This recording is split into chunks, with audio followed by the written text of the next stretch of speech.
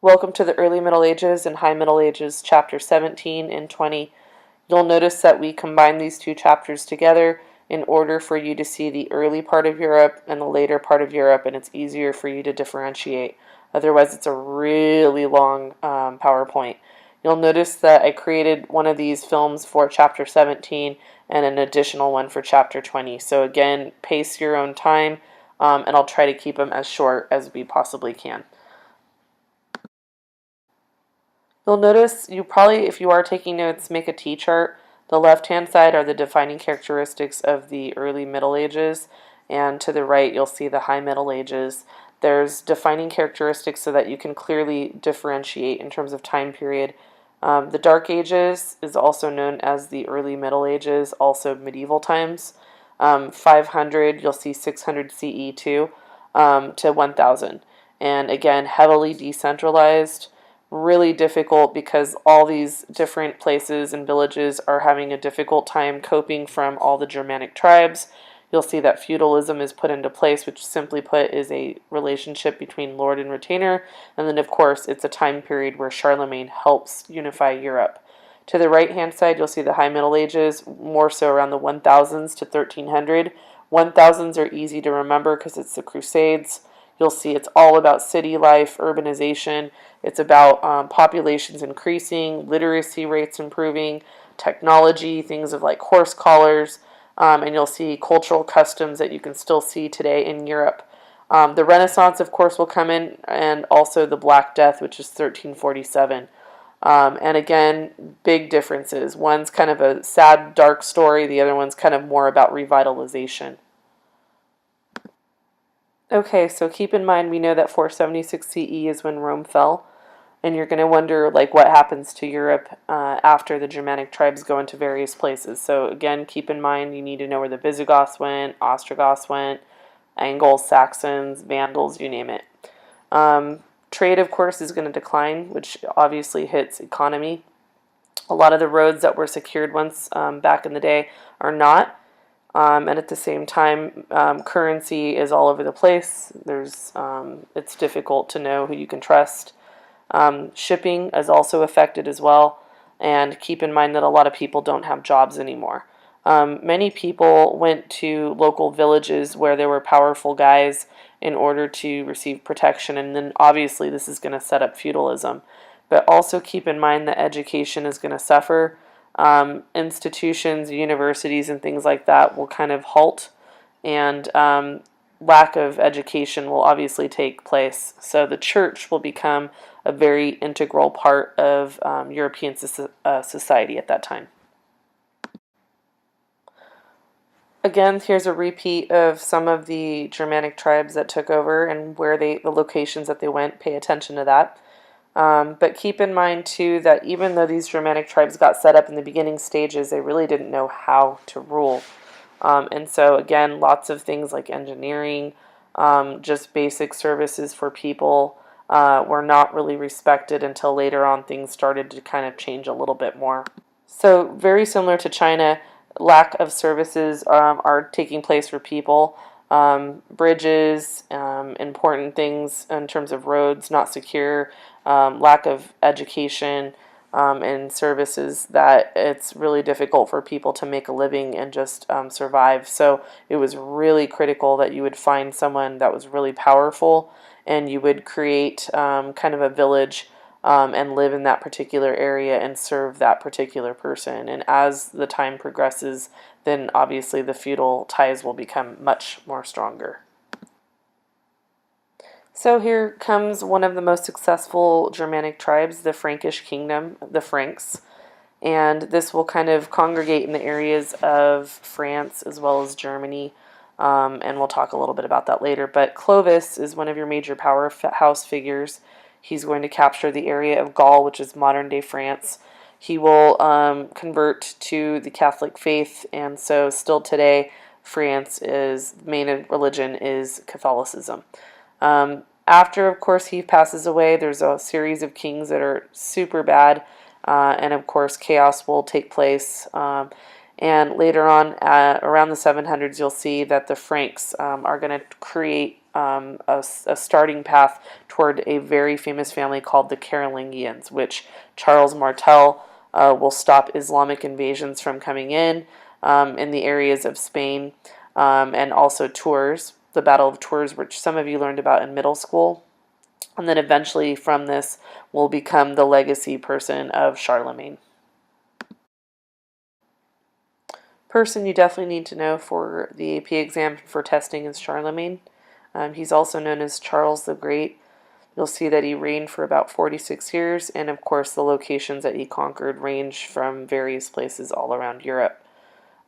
Keep in mind too that before he took over, there was still a lot of paganism going on, and what we mean by that is lots of different nature spirits, and so to convert all of those people that were paganistic to Christianity didn't happen overnight, but it helped unify the people for sure. Pope Leo is also an important person. What will happen is they will crown Charlemagne and call him the Holy Roman Emperor. So this will be a big deal, kind of trying to tie roots back to ancient Rome.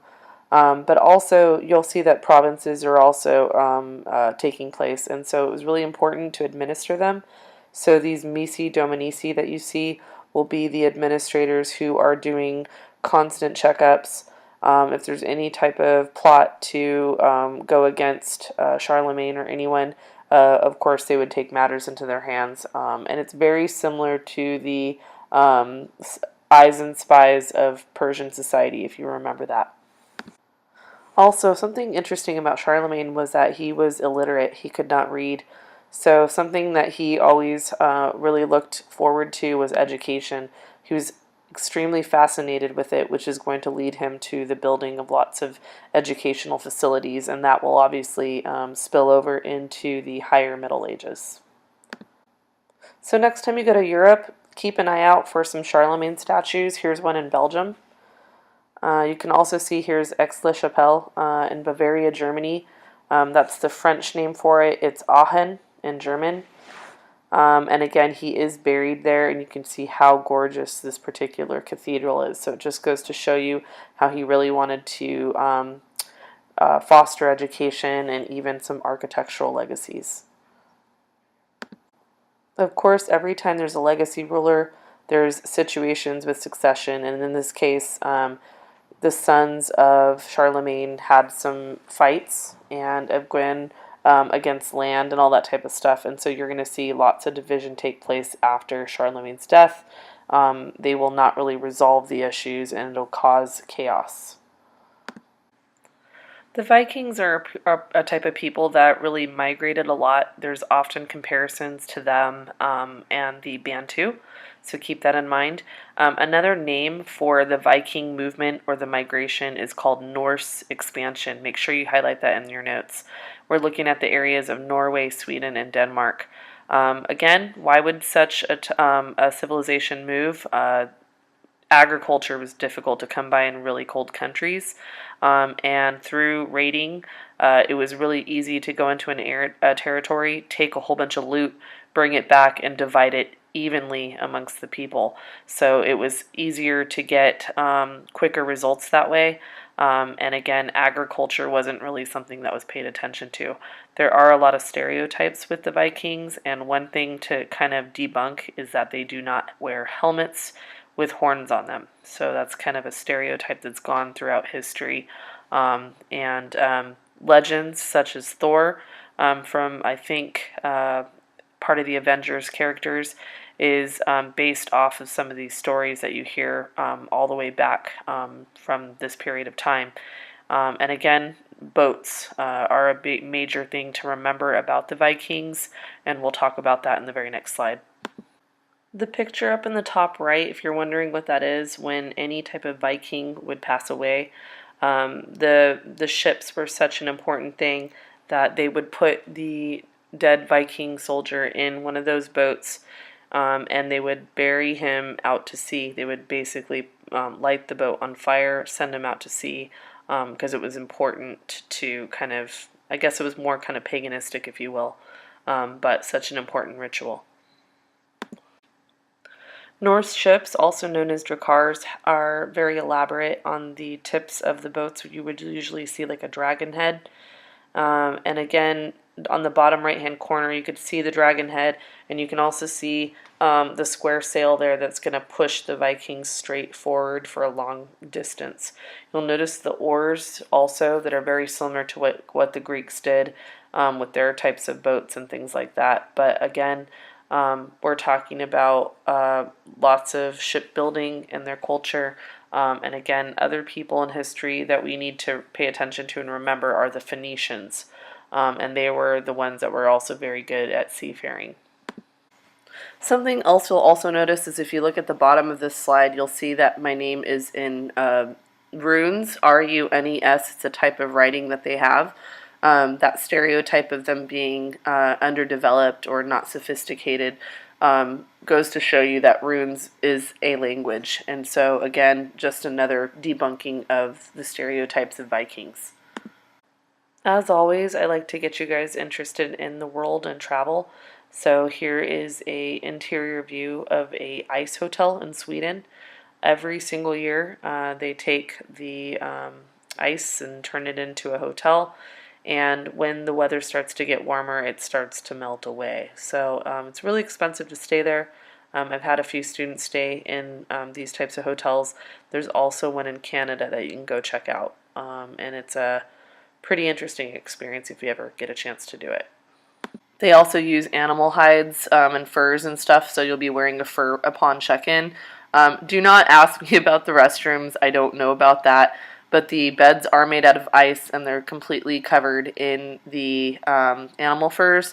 And there's a chapel inside these hotels because a lot of people like to go there to get married.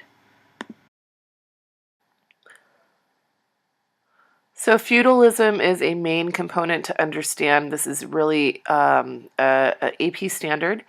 Keep in mind that politically, this is something to talk about regarding how to govern people. So again, if you were to compare it to order, it'd be like the Confucian model of how people should behave in society. People in the lower class are going to surrender themselves to these powerful lords that are in charge of these villages, and they will partake in agricultural a lifestyle. So they'll be serfs, peasants, you name it, they'll be farming. It's very difficult to move out of your social class system. If you were a candlestick maker, most likely that's what you're going to be if you have children, and so on. So that particular name would pass on. The rise of feudalism, again, we talked about how after the Germanic tribes came, they caused chaos. So all these people fled for protection, which is why these castle villages start to come into play. Lord and retainer is what feudalism is all about. The lord is the protector. The retainer is a person who's working in the particular village. At one point, it gets so complex that no one knows who's a lord, no one knows who's a retainer, and the system of feudalism starts to crumble. The chart is pretty explanatory. Make sure that you can match up both sides. In this case, the Pope is for the Roman Catholic Church. The Emperor is more so of a godlike figure and associated to a religion called Shinto, S-H-I-N-T-O. As you go down, you'll notice that merchants on the bottom right are at the very bottom for Japanese society. This is because the Japanese will close off their ports. So that is a very different feature from the Europeans. You can see the knights and the samurai are of the same class, and keep in mind the daimyo and the lords are also another fact to remember. Manorialism, get to know this vocab word, also known as the manor system. This is where you start to see self-sufficient farming estates. So again, all those peasants and serfs that we talked about are living in these villages with the castles there. You can see that the castle is made from thick stone, from local stones from around the area. They always put it in an elevated fashion so that it's harder to get to. It takes more manpower to get up the hill. A moat, again, is the water surrounding the castle so that it makes it a lot more challenging. And of course, serf life. They're neither slaves nor they're free. Okay, they have their own families. They're tied to the land. They have a history. They don't make very much harvests. It's just sustaining for what's there in their particular village. And you can also see things like the wine press, olive oil presses, and things that are around the local community so that they have all those supplies for the local villages. Still today, if you go visit Europe in these small medieval towns, you'll see that they still sell really local specialty items. I remember being in France and ordering things like rose petal jam, or you can go to another area where you can buy little types of swords and stuff because metallurgy was a big thing. Here's an example of a wine press. You can see them stomping on the grapes for harvest time. Reminder that peasants and serfs could not own devices such as this. This is how the lords kind of monopolized items.